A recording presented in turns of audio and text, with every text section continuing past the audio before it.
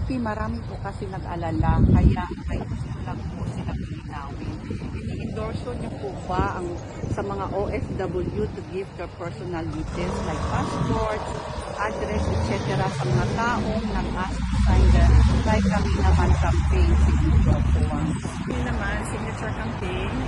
Isasubmit daw nila yun sa Supreme Court and assisted by a lawyer sila. And dahil hindi naman kailangan i-verify pa isa-isa yung mga pumirma. So, ang binigay ko lang ay yung pangalan ko, yung syudad, kung saan ako nakatira, yung bansa, at saka yung hindi ko na rin binigay yung Address. signature. Pero yung passport namin, kasi yun ang ano nila, passport number daw nila ilagay. ID number. Sign nila.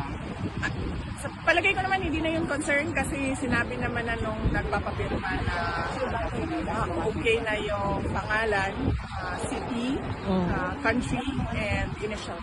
Yan, city. Thank you, VP. Yes. Salamat.